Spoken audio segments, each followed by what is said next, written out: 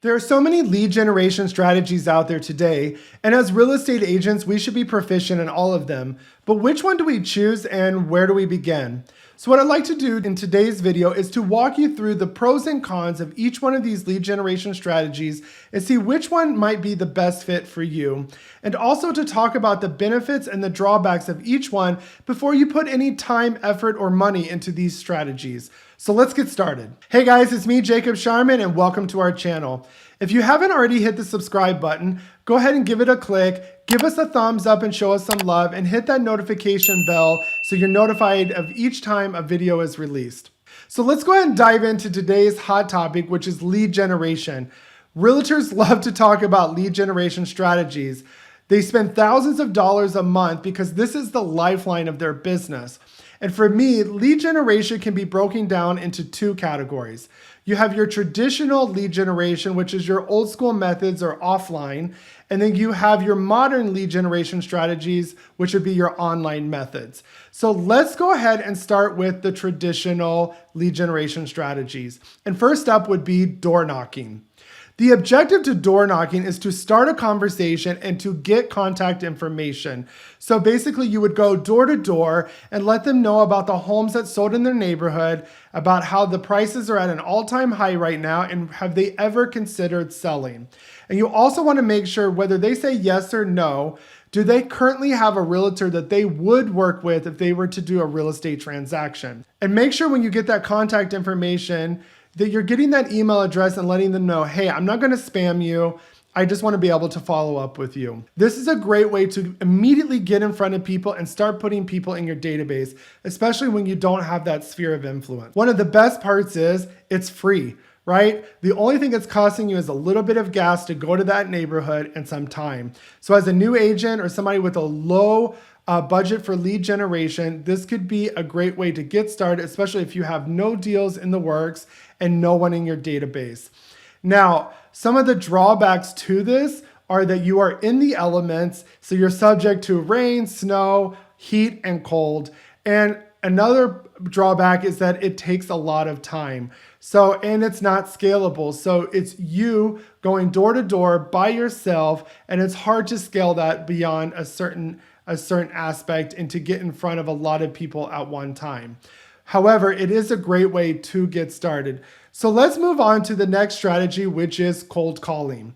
Now, cold calling is the same objective. It is to start a conversation and find out more about the property and to get contact information to either set an appointment or to follow up. So when you're doing your cold calling, you're going to be calling lists like for sale by owners, expired listings, or geo. So let's say we were calling a for sale by owner. We're going to get them to talk about their property and basically find why in the heck would you want to sell this property, to kind of get them to let their guard down by talking about themselves and why they want to sell their home. And then to find out if they're even interested in even working with a buyer agent or possibly a real estate agent to help them sell the house. So the main objective is to try to get that listing appointment, if not to get an email address. And there's plenty of videos out there on how to cold call. So I encourage you, if this is something you're interested in, to go watch those. Now, some of the benefits to cold calling is the same as door knocking. You're immediately contacting people and trying to immediately set a listing appointment. So if you don't have people in your database, it's easy to get a dialer and to pay for listings. And it is low cost. Your dialers usually range about $99 to $150 a month. And you can buy some lists for as low as $30 to $50 a month. I saw like an all-in package with one of the dialers, which was a little over $300 a month, and it gives you plenty of people to call. And people have built a six-figure business cold calling, so it does work. Now, some of the drawbacks to cold calling are most people are not going to answer, right? And it takes time, and it's a skill that you have to develop and learn to listen and to try not to sell without making them feel like you're just constantly trying to pitch something. Have a conversation like you would as if you were talking to your family members or your mom or your brother or sister. And the last con of this is that it's not scalable. You're still having, just like door knocking, it's you making the calls unless you hire like an ISA company to make the calls for you. So let's talk about more of the modern online strategies, and that would be paid ads. So these would be pay-per-click ads such as Facebook ads, Instagram, YouTube, Google, and LinkedIn ads. The objective to this is to target a specific audience and to have leads coming in 24/7. Some of the benefits to paid ads would be that they're cost effective. You can run a Facebook ad for as little as $5 a day. Paid ads are also scalable because unlike traditional methods like door knocking or cold calling, you're the one physically doing the work. So if you're not doing it, then you're not getting leads coming in. However, with paid ads, they're running 24/7. So they're always able to put you in front of more people than you would have with the traditional methods. And you can target your audience who is constantly actively searching for realtor services. Now, some of the drawbacks to paid ads are maybe a top producer or a brokerage in your area can afford to put more money into ads. So maybe they're, instead of $5 a day, they're running $100 a day. So that's going to be hard to compete with in the beginning until you're able to grow your business and put more in your budget for lead generation. And at the end of the day, no matter how we try to get out of it, you still have to call these people. It's so funny to me, and all of the realtors that I've worked with in social media and digital marketing, they think that they don't have to call these leads. When a lead comes in with a phone number, more than anything, you need to pick up the phone and call them because they're actively searching right then and there. You know, email and text isn't magically going to convert these people. Now, you want them to come into your CRM so you can send out an immediate text message or email so it lets them know, hey, you're available. But if it's outside your hours or you're asleep and you can't answer them, then, you know, that is a little bit of the drawback. So the last part of the drawback with paid advertisements is going to be that you will get limited and wrong information. Sometimes people put fake names, fake phone numbers, and fake email addresses because they just want to get to the free content, and that is just the reality of it. So let's talk about one of the last modern strategies, and that is social media. And I want to talk more about the organic side of social media. The objective here is to build a brand with a know, like, and trust factor.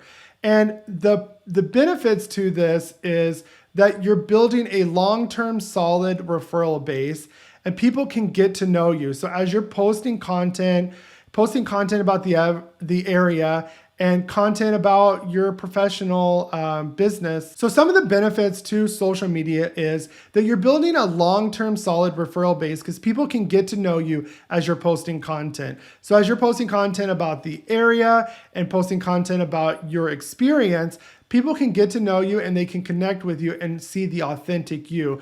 And the best part of it is it's free, right? You can create social media accounts for free. It just takes some time and some effort to be able to come up with quality, engaging content and to post consistently. Now, some of the drawbacks to social media would be that it's a long-term strategy. Unless you luck out, you're not going to instantly get leads right away. And you're competing with other agents and other people who have bigger followings and have been around longer than you. And if you're not a tech person, now you're stuck learning hashtags and how to create engaging content. And there is a strategy behind how to organically lead gen with social media. So those are some basics of the modern strategies. So I want to move into kind of where do we go from here? Which method do you choose? And it's all going to depend on your goal. What is your budget? What is your time frame? How much time can you dedicate? And what is your skill level? And what I recommend is that you start out with one method and get that method going really well. And once you have a handle on it and you're starting to see some results, then add another method.